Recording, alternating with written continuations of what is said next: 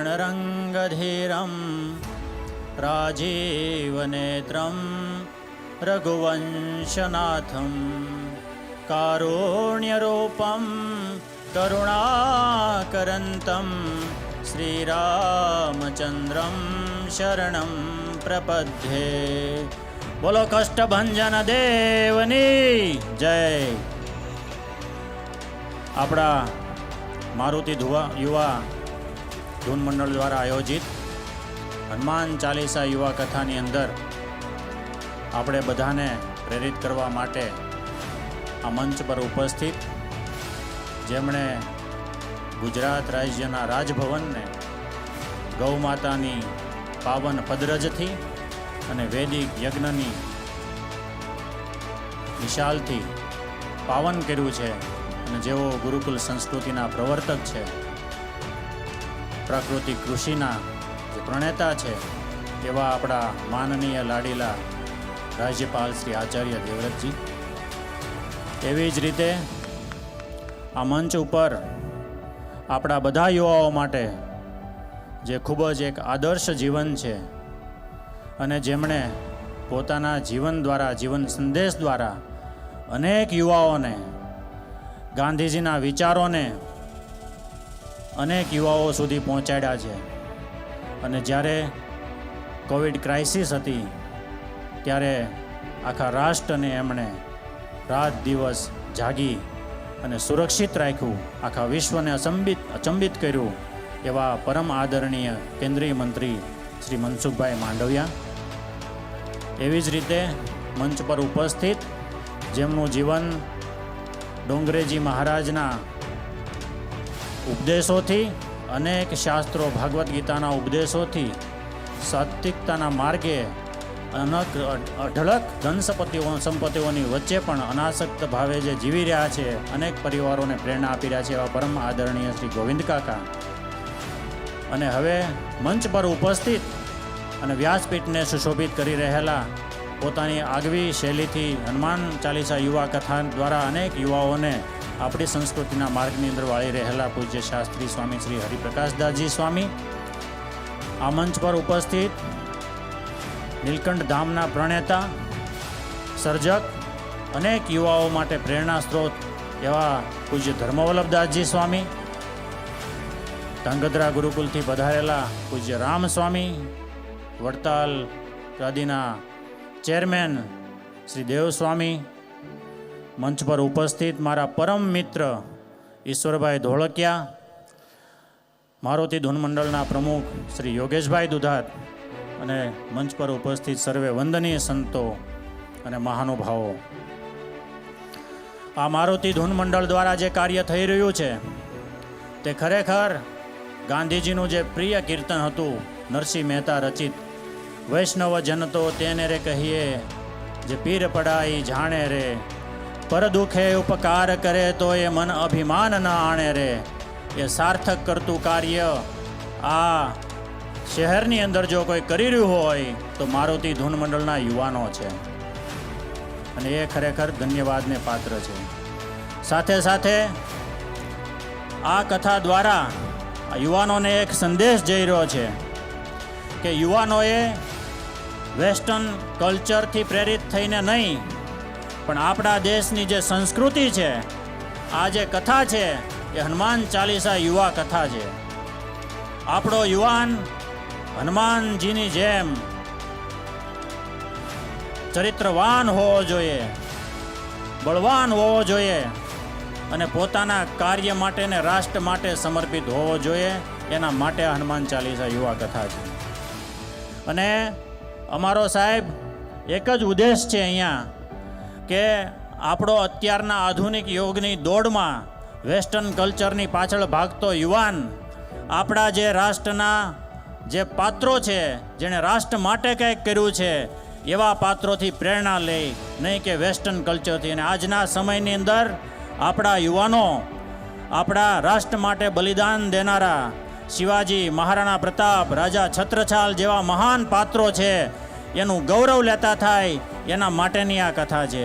ભગતસિંહ, સુખદેવ, રાજ્યગુરુ અને આની અહીંયા દીકરીઓ છે એના માટે પણ સ્વામીજી જે કથાના સંદેશો દ્વારા એ પ્રચાર કરી રહ્યા છે કે આપણી દીકરીઓ છે એ આપણી સંસ્કૃતિના જે પુરાતન પાત્રો છે એ પાત્રોને ઓળખતા થાય. માતા જીજાબાઈ, લક્ષ્મીબાઈ જેવા મહાન પાત્રો છે, અહલ્યાબાઈ હોલકર એવા પાત્રોને ઓળખતી થાય, એનાથી પ્રેરિત થાય. હકીકતમાં આજના યુવાનોને જો આવા બધા પાત્રોને હિસ્ટ્રી વિશે પૂછવામાં આવે તો કંઈ જ્ઞાન નથી હોતું. તો સ્વામીજી અહીંયા જે આપણા યુવાનોને જ્ઞાન આપી રહ્યા છે એ ખરેખર ખૂબ જ અત્યારના સમયની અંદર જરૂરી છે. અને હું જરૂર કહીશ કે આજના યુવાનોએ એ વસ્તુ યાદ રાખવી જોઈએ કે આપણે કહીએ છીએ ને કે इस मिट्टी से तिलक करो, देखो मुल्क मराठों का जहां शिवाजी डोला था, मुगलों की ताकत को जिसने तलवारों पे तोला था, हर पर्वत पे आग थी, हर पत्थर एक शोला था, बोली हर हर महादेव की बच्चा बच्चा बोला था. આ એક એક જે આપણા ઐતિહાસિક જે પાત્રો છે જેને રાષ્ટ્ર માટે બલિદાન દીધું છે, આપણા યુવાનો એને ઓળખતા થાય એના માટેનો આ યજ્ઞ છે, એના માટેની આ કથા છે. અને સાચા અર્થની અંદર આ કથાની અંદર અનેક દાતાઓએ જે દાન દીધા છે, મેં કાલે પણ કીધું હતું, આપણા ઉપનિષદોની અંદર કીધું છે, ઈશાવાસ્યમ ઇદમ સર્વમ યત્કિંચમ જગત્યામ જગત તેન તક્તેન ભૂંજીતા મા ગૃધ કશ્ય સ્વિધનમ. કે આપણને ઈશ્વરે જે કંઈ પણ આપ્યું છે એમાંથી આપણા માટે જે થોડું ઘણું હોય એ ઉપભોગમાં લેવું જોઈએ, બાકીનું જે કાંઈ છે એ પાછું ફરીથી ઈશ્વરને અને કુદરતને અને જે જરૂરિયાતમંદ લોકો છે એની સેવામાં આપણે વાપરવું જોઈએ. અને આજનો યુવાન આપણા રાષ્ટ્રના અનેક મહાન પાત્રો છે અને જે શાસ્ત્રોમાં કીધું છે મહાજનો એન ગતસ પંથા, એ માર્ગે જે મહાન પાત્રો છે એ પાત્રોથી પ્રેરણા લેતો થાય એના માટેનો આ સેવા યજ્ઞ છે, એના માટેની આ કથા છે. આપણે સૌ જાણીએ છીએ, આજે આપણે આ મંચથી વાત કરવી જ જોઈએ અને એનું ગૌરવ લેવું જ જોઈએ. ઘણા લોકો સત્યની વાત કરતા અચકાતા હોય છે કે કોઈને કાંઈ ખોટું લાગશે, પણ આજે હું બેઝિઝક થઈ અને વાત કરીશ કે આપણા દેશની અંદર આપણે 2024ના વર્ષને ખૂબ જ ગૌરવપૂર્વ મનાવ્યું કહેવાય. કેમ કે 500 વર્ષથી આપણે જે પ્રતીક્ષા કરી રહ્યા હતા એ રામ મંદિરનું નિર્માણ થયું. ખાલી એટલું જ નહીં सर, मैं जरूर कहूँगा कि हमारे भारत की अनेक अनेक ऐसी विरासतें हैं जो बड़े बड़े राजा रजवाड़े जो अपनी हेरिडेटरी में जन्मे हैं, वो लोग जो कार्य नहीं कर सके, ऐसे महान कार्य हमारे आदरणीय श्री वड़ा प्रधान श्री नरेंद्र भाई मोदी जी ने किया. वो सब कार्यों से, जैसे कि उज्जैन महाकाल का कॉरिडोर हो, काशी विश्वनाथ का कॉरिडोर हो, शिवाजी का जो नेवी का चिन्ह था वो भी हमारी नेवी को वापस मिला, वो हमारे जो राष्ट्रीय स्वाभिमान हो वो पुनः प्रस्थापित हो रहा है. क्योंकि हमारे देश के आज के ज़माने में हम हमारे आज़ादी का अमृत महोत्सव हमने अभी थोड़े समय पहले मनाया, तो अभी का जो 25 साल है, ये देश जब शताब्दी मनाएगा तब यहाँ बैठे हजारों युवा है वो शताब्दी के साक्षी बनेंगे. लेकिन ये जो अमृत काल है वो अमृत काल में हमें कैसे जीना चाहिए. आज़ादी तो हमें मिल गई, हमारी आज़ादी सच्ची ये नहीं है कि हम जो खाना मिले वो खा ले, जहाँ जाना है वो जा ले, जो करना है वो कर ले. वो सच्ची आज़ादी का सेलिब्रेशन नहीं हो, आज़ादी मिलना हो, आज़ादी में नहीं मानता. मैं सच्चे अर्थ में आज़ादी ये मानता हूँ कि हमारी ध्वंस हुई जो विरासत है, हमारी जो संस्कृति है, हमारी सभ्यता है, वो फिर से प्रस्थापित हो, उसका हमारा युवा गौरव लेता हो, उसके प्रवाह में हमारा युवा जुड़ा हो, वो सच्चे अर्थ में आज़ादी है. इस मंच पे उपस्थित आप है, आप भी हमारे लिए बहुत प्रेरणादायक व्यक्तित्व है, क्योंकि आपका जीवन हम देखते हैं तो गुरुकुल संस्कृति से जुड़ा हुआ है. आपके जीवन में इतनी सात्विकता है, वो आज का गुजरात का हर एक डिस्ट्रिक्ट आपको जानता है. आपने इतना राजभवन से इतना कार्यान्वित किया है. साथ में मैं ज़रूर कहूँगा, ये बात प्रकाशित लोगों के मतलब पब्लिक में इतनी होगी कि नहीं मुझे ज्ञात नहीं है, लेकिन मेरे ज्ञात में ऐसा है कि इस मंच पे आदरणीय श्री मनसुख भाई मांडविया बैठे हैं. मैं बात करूँगा, उनको अच्छी नहीं लगेगी, लेकिन सच है वो मुझे बोलना चाहिए. जब कोविड क्राइसिस थी, हमारे देश में वैक्सीनों का संशोधन हो रहा था, तैयारी हो रही थी, और हमारा देश का इतना बड़ा पॉपुलेशन है, तो बहुत विकट सिचुएशन थी. वो समय में बड़ी बड़ी मल्टीनेशनल कंपनियां भी अपनी अलग अलग प्रपोजलें लेके आ रही थी। तब मनसुख भाई गांधी जी के विचारों से इतने सात्विक जीवन के तो धनी है ही, लेकिन साथ साथ में सरदार वल्लभ भाई पटेल की भांति विदेशियों के, अंग्रेजों की आंखों में आंख डाल के जो राष्ट्र के हित की बात कर सके, ऐसी मल्टीनेशनल कंपनियों को पहले अपने देश की, राष्ट्र की हित की बात की है। कहीं भी किसी के प्रभाव में वो कभी भी नहीं आते। वो उनका जो गुण है वो भी हम लोगों के लिए बहुत प्रेरणादायी है। वो भी यहाँ पे पधारे, उसके लिए हम लोग उनके बहुत धन्यभागी है। इस मंच से ज़्यादा बात करके मैं अपना समय व्यतीत नहीं करूँगा, क्योंकि बहुत महानुभावों को मैं सुनना है। लेकिन अंत में एक ही बात मैं कहना चाहूँगा। इस कथा इसलिए है कि हमारा जो युवा ने, कल मैंने बताया था कि हे भारत के राम जगों में तुम्हें जगाने आया हूँ, 100 धर्मों का धर्म एक बलिदान बताने आया हूँ।